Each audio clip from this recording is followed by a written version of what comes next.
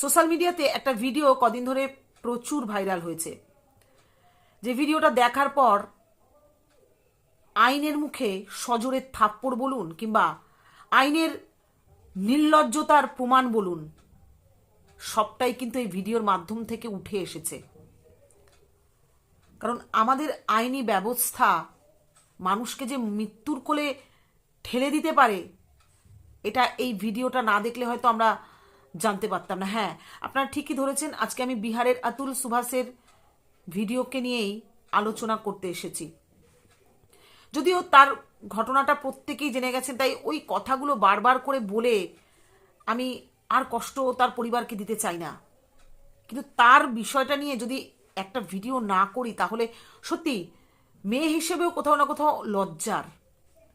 দেখুন, আমি একটা মেয়ে, আমিও জানি একটা মেয়েকে ছোটবেলা থেকে কি কি সহ্য করে বড় হতে হয়। আজও একটা সময় ছিল যখন মেয়েরা জন্মালেই পরিবার কষ্ট পেত, আর ছেলেরা জন্মালে পরিবারের প্রদীপ জন্মগ্রহণ করেছে বলে তাকে সাদরে আহ্বান জানানো হতো।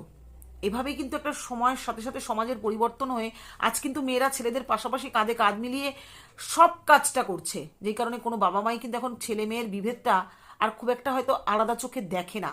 90% রিকভারি হয়ে গেছে মানুষের মধ্যে থেকে। অথচ যেই আইন আমাদের জীবনে সব থেকে গুরুত্বপূর্ণ একটা জায়গা, সেই আইনের দরজা কিন্তু আজও সেই পুরনো দরজা হয়েই রয়ে গেছে, যার জলজ্যান্ত প্রমাণ দিয়ে গেল আতুল। আজকে আতুলের ভিডিওটা দেখার পর আমরা প্রত্যেকেই বুঝতে পেরেছি যে শুধুমাত্র পুরুষ বলে তাকে যে যন্ত্রণা সহ্য করতে হয়েছে কোনো প্রমাণ ছাড়াই, সেটা সত্যি মেনে নেওয়া কঠিন। তবে হ্যাঁ, আত্মহত্যাই যে আসল পথ বা শেষ পথ হতে পারে, এটা কিন্তু কখনোই সঠিক নয়। আতুল হয়তো ধৈর্যচ্যুত হয়ে গেছিল, হয়তো আরেকটু ধৈর্য ধরলে হয়তো ভালো দিন তার আসতো। আত্মহত্যাই জীবনের সবকিছু নয় বন্ধুরা। আত্মহত্যা করলে তো সব শেষ হয়ে গেল, হেরে গেলাম আমি নিজের কাছে নিজে। আজ এই যে আতুল সব সত্যি কথাটা বলার পর আত্মহত্যাটা করে নিল, আজকে ভাবুন তো তার পরিবারের অবস্থাটা কি। পরিবারকে তো সে ভাসিয়ে দিয়ে চলে গেল একটা অন্য পরিবারের জন্য। অন্য পরিবার বলতে বাধ্য হচ্ছে, যখন অন্যের পরিবার আপন হতে পারে না, তখনই সে অন্যের পরিবার বলেই কিন্তু গণ্যিত হয়।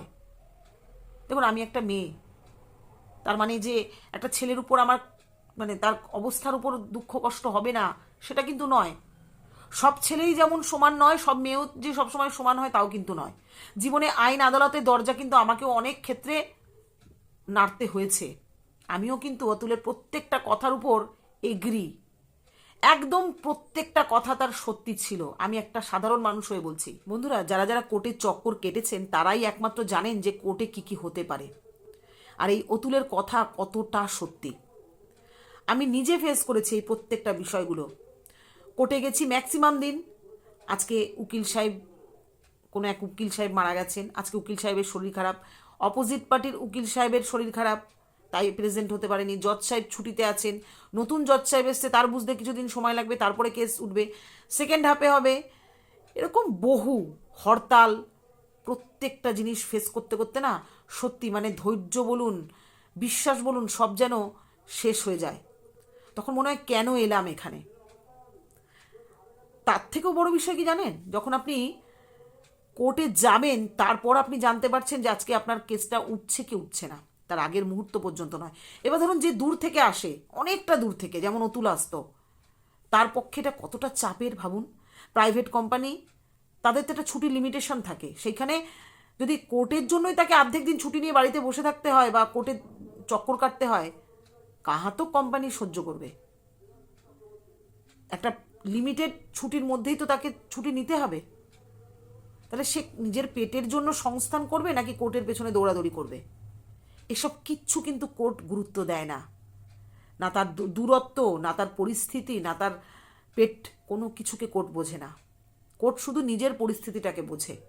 আর সেই কারণে না দিনে দিনে মানুষ এত সাহস পাচ্ছে অন্যায়ভাবে মানুষের উপর এলিগেশন চাপাতে, যেমনটা নিকিতা তার হাজবেন্ডের উপর দিল।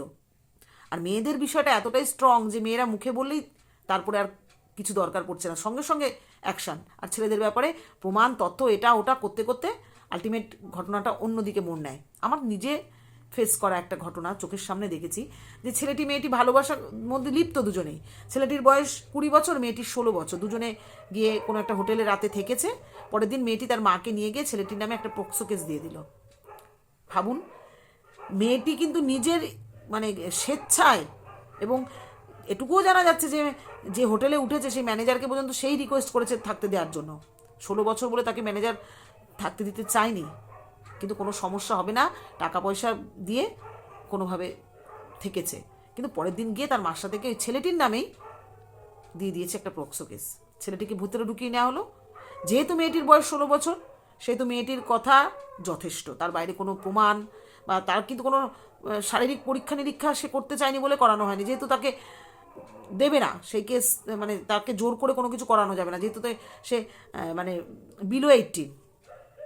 তাহলে এবার বুঝে দেখুন কিভাবে ছেলেটি, একটা ভালো পরিবারের ছেলে, হ্যাঁ মানছি বয়সের ফেরেই বলুন বা অন্যায় বলুন করেছে, কিন্তু সে তো সম অপরাধী মেয়েটিও। তার ক্ষেত্রে নিয়ম আলাদা হয়ে গেল, ছেলেটির ক্ষেত্রে নিয়ম আলাদা হয়ে গেল। আমি একটা মেয়ে হয়ে বলছি যে আমাদের আইন ব্যবস্থার কারণেই কিন্তু অপরাধীরা দিনে দিনে এত অপরাধ করার সুযোগ পেয়ে যাচ্ছে।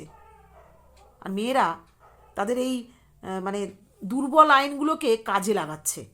সব ক্ষেত্রে যে মিথ্যে তা নয়, অনেক ক্ষেত্রেই, ম্যাক্সিমাম ক্ষেত্রেই দেখা যায় মেয়েরাই অত্যাচারিত হয় বিয়ের পরে বা কিছু। কিন্তু এরকম ঘটনাও তো ঘটে, যেটা অতুলের সাথে ঘটেছে। অনেক ক্ষেত্রে ছেলেরা বলতে পারে না, অতুল যেমন বলতে পারেনি তাই মৃত্যু বরণ করে নিল, মৃত্যুর সময় বলে গেল।